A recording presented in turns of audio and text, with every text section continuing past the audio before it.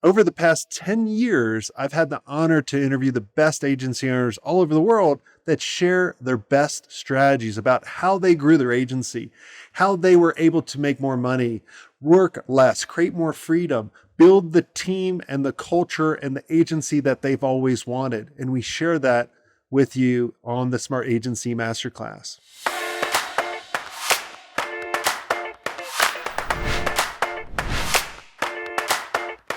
Here's an interesting thought experiment. Close your eyes and think of a logo you admire, okay?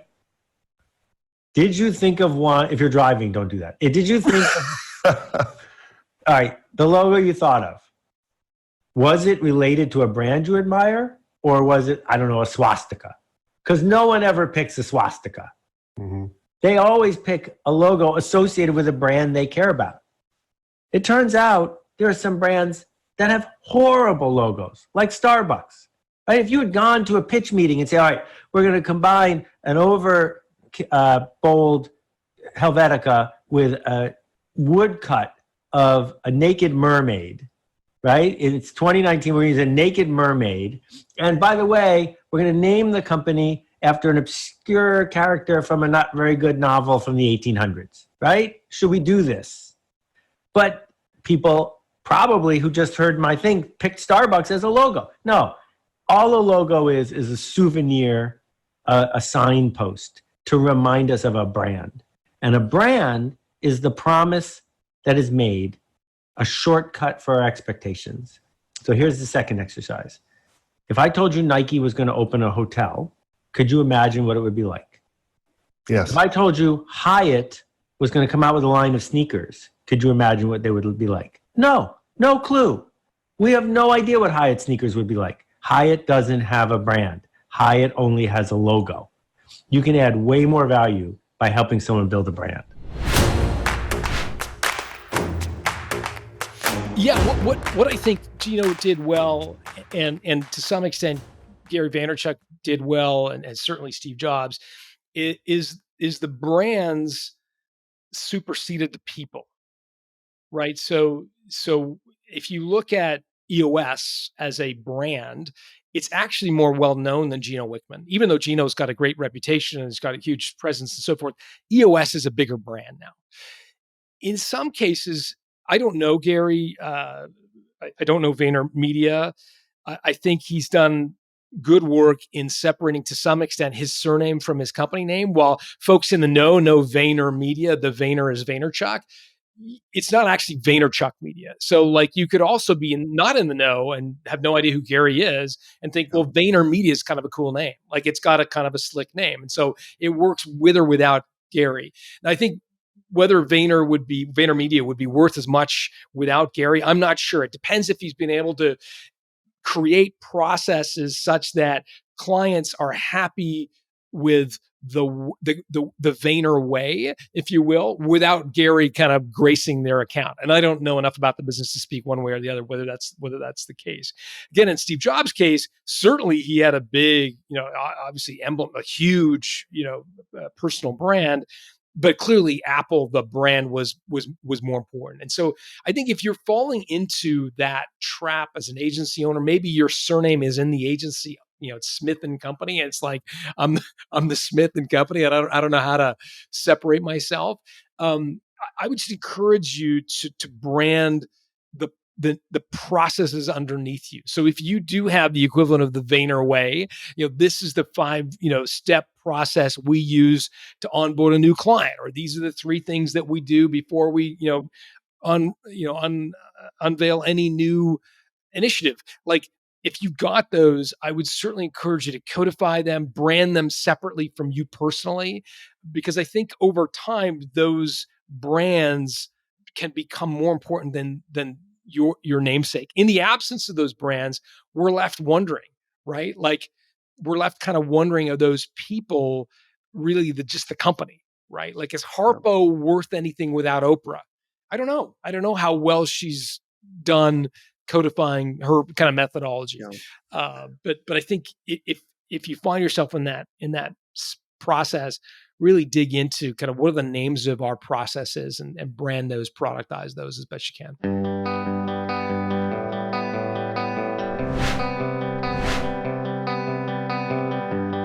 let's talk about, you've built this amazing agency and it was very stressful because you were doing 8 different business.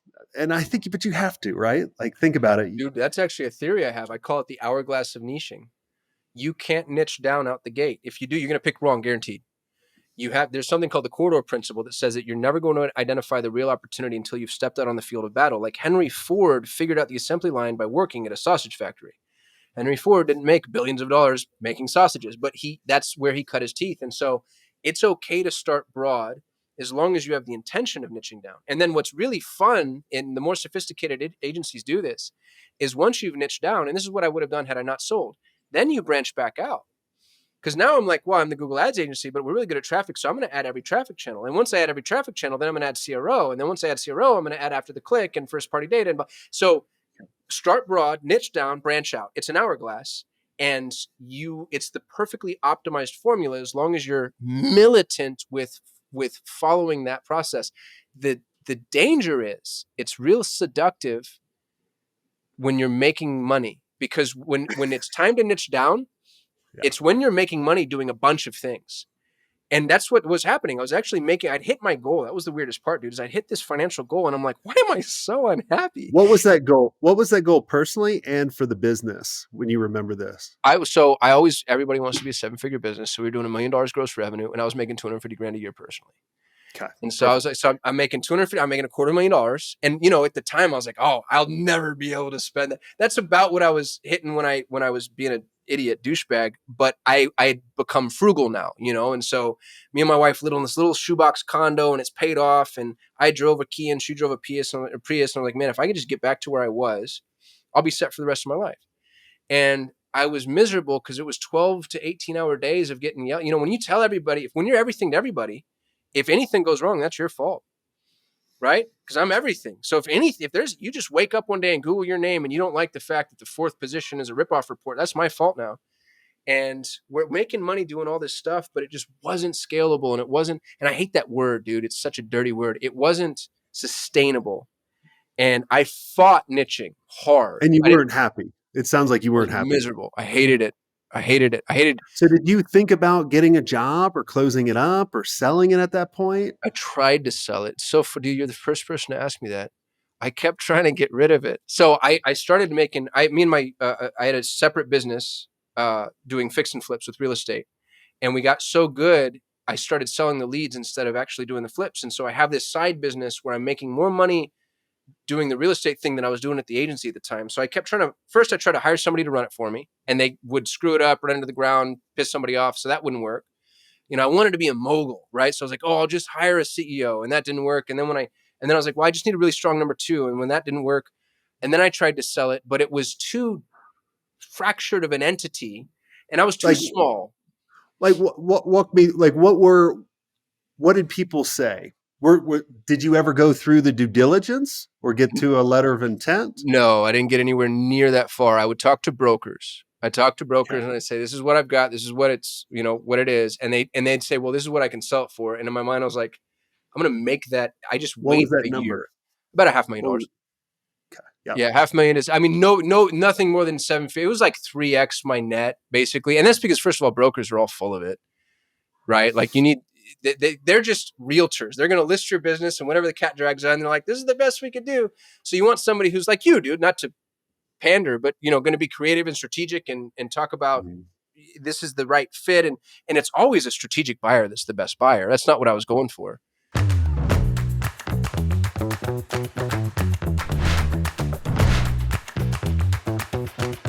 Walk us through if you had to do it over again, creating a community for your clients, what would you do differently and how would you do it?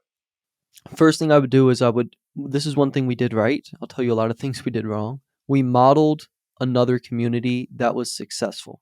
And we modeled Joel Kaplan's agency community because we had been through that. We loved the community. They had great coaches. They had a good mastermind. So we're like, okay, cool. Let's take what Joel did and let's make it for real estate agents. That's one thing we did right. I think one thing we did wrong is not setting clear expectations at the beginning of the community. You have to be very, very firm in your community. Otherwise, it will turn into a nightmare. It will turn into madness. Luckily, we haven't had too much of that yet, but we could have done a better job in the beginning of establishing our community's core values. We can say, look, if you don't want to be in the community, these are our core values. If you don't want to follow these core values, don't be in the community, don't join the program. You give the client an option on the front end to say no to you, which actually makes them more likely to say yes, because you've taken yourself out of the sale. You say, I don't need you. If you don't want to be a part of our tribe, don't. And so they say, you know what? I will follow your core values. Boom. Now they're in. They get indoctrinated into your tribe. And so that's one thing I think we could have done a better job of in the beginning is getting clear on our values and giving people the option to leave the community, because then we would have only had the right people in, and that would have made it much stronger from the get-go. It's because we know we have like-minded, similar people that all share the same values growing together, and that becomes the foundation of your community that expands as you expand as well. Yeah, when we've been building our mastermind over the years, it's all stems from our core values. If they don't believe a sense of abundance, be resourceful, always learning, share your wins, share your failures, Yeah. have fun, not work all the time. How can we streamline things, right? Like if they believe in that, they'll do fantastic. If they come in kind of Mr. or Mrs. Know-it-all, they're very standoffish. They don't really answer our questions we ask. We're like, hey, this is not right for you, man. Like, sorry, like Yeah. go to these other communities. What did you like these communities or this community that you set up? Did they only get it as a client? Yeah, so it basically got tied into our offer. If you're at our agency, you're also in our community. If you leave one, you leave the other. Now, we would sometimes let them cancel their Facebook ads and do coaching only if they wanted to, just as a way to keep them in at a lower rate. So we did do that. And we had a free community as well. We had a free Facebook group where we would do lives, we would make posts, we would do interviews. That's another little tip is create a free Facebook group in your niche, or rather buy one. What we did is we bought one for $1,000. It had 8,000 realtors in it. That group has probably made us hundreds of thousands of dollars just from the members that are in there. And we bought it for $1,000. So having the free group as well was another valuable resource, because now they're almost in our mini tribe. They're much more ready to join our main actual tribe. What's been the number one thing you think that holds people back from doing a podcast? I think there's two things. Number one, people don't want to waste their time these days with like it's a little bit of friction to start a podcast. That's not really it. The technology, it's so easy to start one now. Like that's not the excuse like it was for me back prior to 08 when I wanted to get started. But for right now, it's just like, well, it feels saturated. So is this going to be a waste of time? Are people even going to find me? Like, how do I know that this is going to provide an ROI, if you will? But for all of you agency owners out there, I mean, how many more clients do you need to make a positive impact in your life?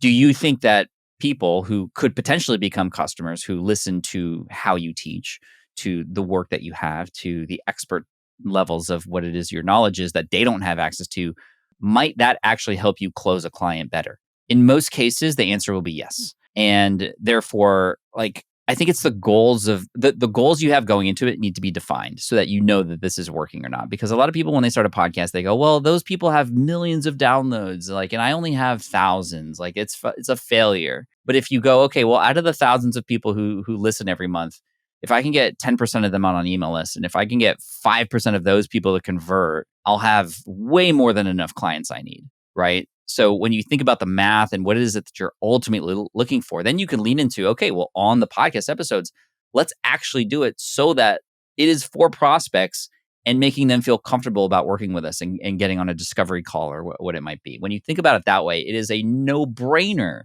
to start a podcast because you can go really deep with the relationship with your prospect or future prospect on your show, more so than a quick YouTube video with a ton of distractions around and honestly more friction to even start and create something. So YouTube is great as well to get in front of people, but I think the podcast, especially with how intimate your conversation can be in a car with somebody or on a plane or, you know, on their walk with their dog in a space where they're not going to be listening or watching anything else, it's quite powerful.